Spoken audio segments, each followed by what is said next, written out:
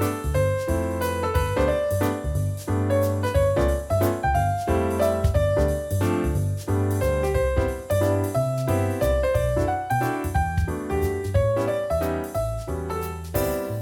everybody, it's Ryan Metzler here again, and today we're going to take a look at a game from a designer who is known for designing challenging or stressful or hard or deep, whatever you want to call it, games, and that game is Tramways from Albin Viard. Now this is a game set in the small city world, and he has several games set in this world, but this one is predominantly about building a rail network and moving people between various different types of buildings in order to gain, well, happiness points, which are going to be your victory points for the game, while avoiding stress and making sure you have enough money to make sure everything operates smoothly, and of course doing this in an environment with other players, all trying to do the same thing.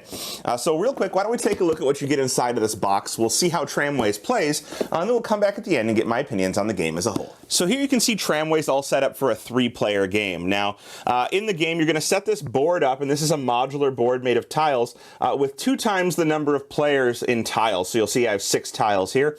They're randomly selected, making sure we only have 1 J tile, and that we have at least 4 parcels per player in the game. So I need to have 12 parcels, which are these little gray areas with letters on them.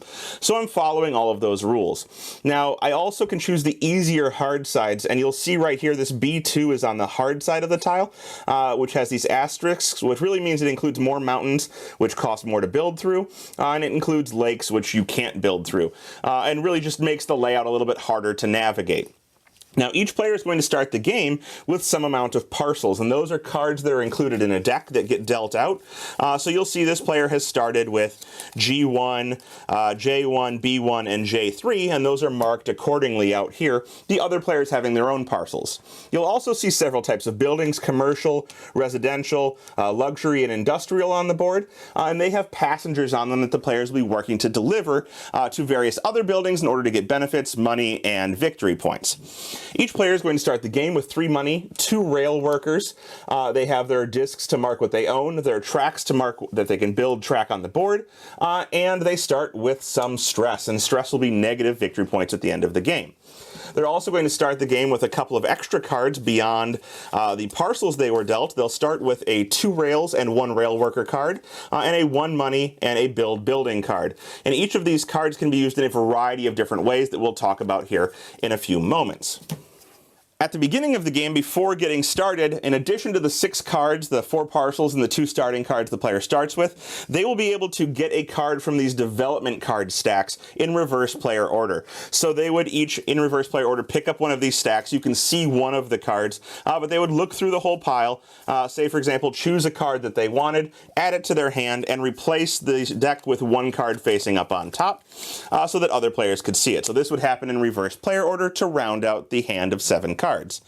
Now, Tramways is going to be played over a series of 6 rounds, and you can see those 6 rounds here. Each round is broken down into 3 different phases. The first phase of each round is going to be an auction. And this is a unique auction that I don't really know of occurring in too many different games. What happens is the player who is randomly in first place at the first round is going to choose a value to bid, and what they're bidding for is turn order. But they're also bidding for being able to take one of these 3 cards that will be auctioned off every round in a 3-player game, or 4 in a 4-player game. So if they see a card they particularly like, they may bid high.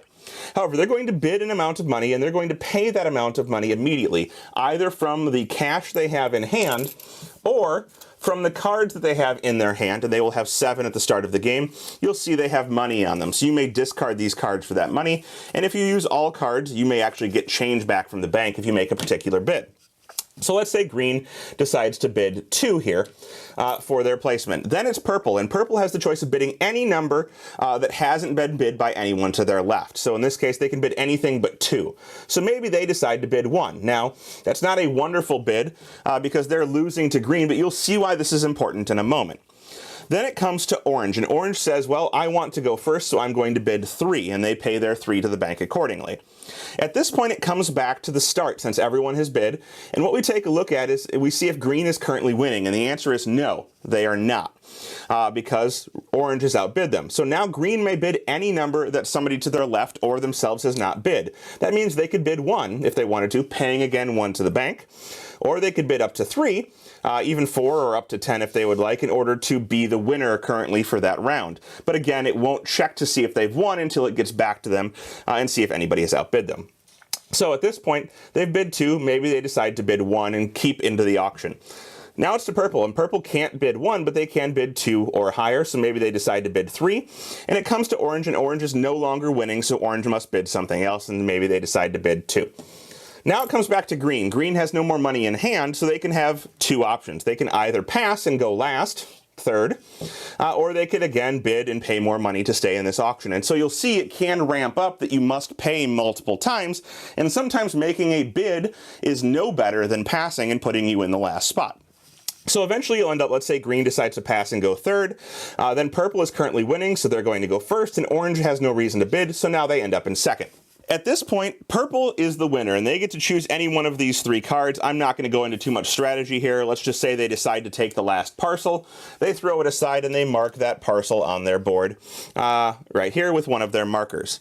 In addition to that, since purple is first, they gain a stress, and they would mark that on their board. I know this is green, but they would mark it on their board to show that their stress is higher, and this stress will be negative victory points at the end of the game.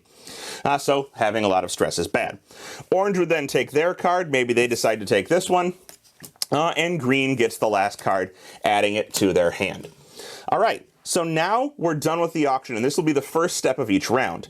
After the auction, we're going to move on to the action phase, and I'm going to ignore this turn order. I'm going to put green first because it's the player that I'm showing. And green would have the option to take 1 action. Everyone will take 1 action, and then they're going to go through a second round of actions where everyone gets 2. Their choices are to pass on that action and gain $2, and you can always pass on your series of actions for $2, whether it's the 1 or 2 action turn. You only get $2. Or they can take 1 of 3, which is really kind of 5 possible actions. Those actions are, 1, they may build rails, and they're all laid out on this card for you in phase 2. They may build rails. So let's say, for example, that green decides they want to build a rail from this double-size residential building to this single-size industrial building. What they need is they need 1, 2, 3 rails, and they're going to need either of the destinations. So a R icon or an I icon. So what they're going to look at is they're going to look at their cards and they're going to see, hey, I happen to have this card here. It has 2 rails on it, and I'm going to use this card for 2 rails. So they're going to play it out. And additionally, I have a card here that has another icon on it. It happens to have a single rail on it. So that's my 3 rails. And each card can be used for free for 1 icon. So now we haven't paid anything for using these 2, except for the cards themselves. In addition, they're going to need an I or an R icon. And we'll look at the rest of our cards, and we'll find out, hey, we happen to have drafted one that has an R icon on it. So we could play this as our 3rd card, and we could build our rails starting from the R, going up accordingly, with the green side face up, to the I building. And you can choose to build more rails if you'd like to lock players out of areas, or in order simply to have more rails to cross across to get money later in the game. So they're going to do this, and in addition, anytime they build rails, they must discard one of these gray workers, which are their rail workers. Now, you also don't have to complete your rails, so I could have chosen to not use a third rail icon. I could have just chosen to start with 2 and leave my railway incomplete, but it's still going to cost me the gray worker, which means that doing this again and finishing that rail will be more expensive. But you'll note I don't have to have the R or the I icon because I haven't completed a railway. Now, anytime you're using icons on cards, I told you can do 1 icon per card for free. So there's actually a cheaper way to do this. I showed you a way to build it with 3 cards before, using these 3 rails and this R. However, anytime you use a card, you may spend stress to use additional icons on that card.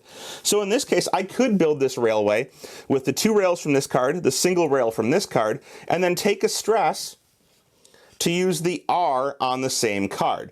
And what that does is it lets me do this whole action with only 2 cards instead of spending the 3, but it costs me victory points potentially at the end of the game. And then I would have more cards in my hand to work with for later.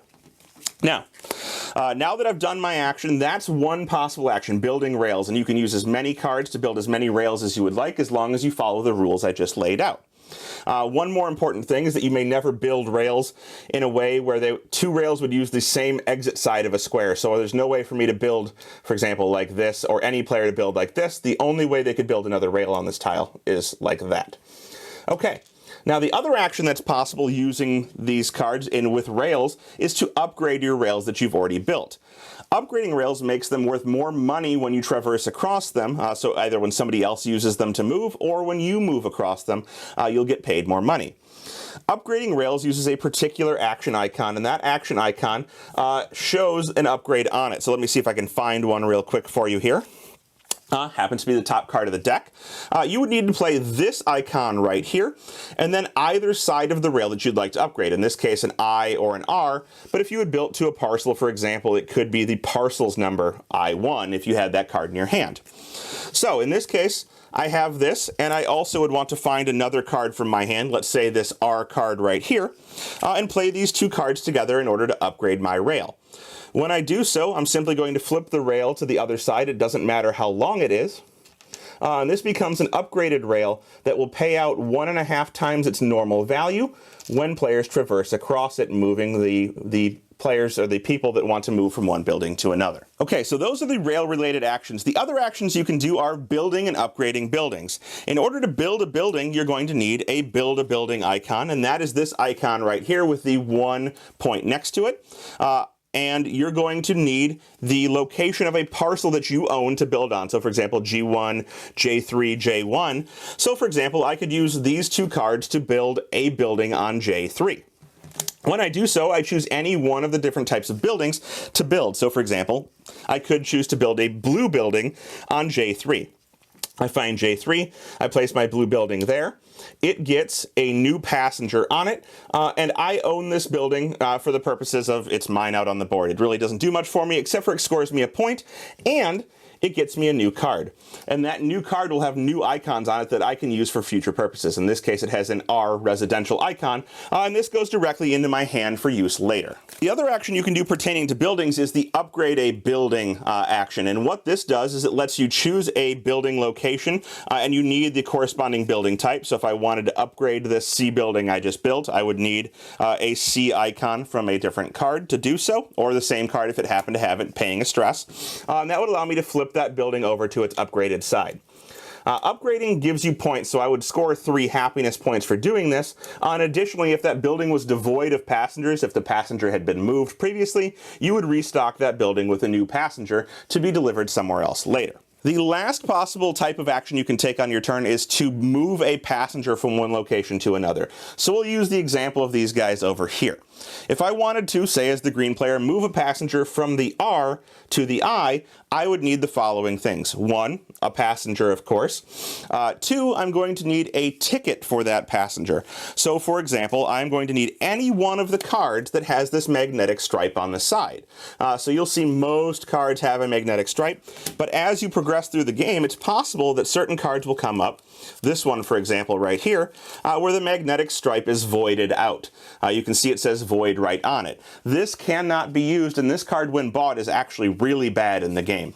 It forces you to discard one of your normal cards, add this void card to your hand, and it's not useful for anything in the future. It doesn't even have a magnetic stripe.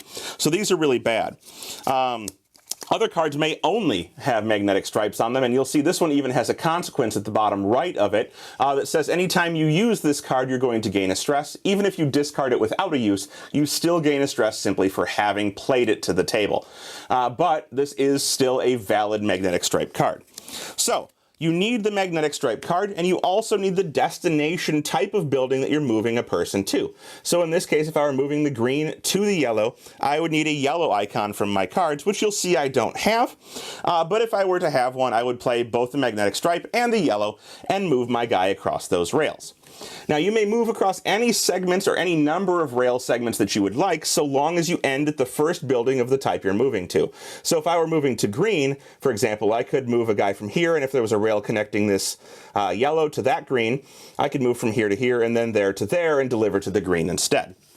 When you do this, you're going to do several steps, and those are all outlined on this card here.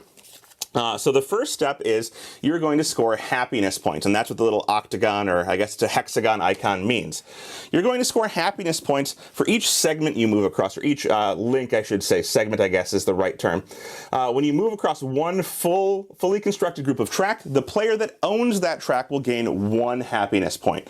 So in this case, if Green moved his own guy across R, across his own tracks to I, he's going to gain 1 happiness point for moving across that segment.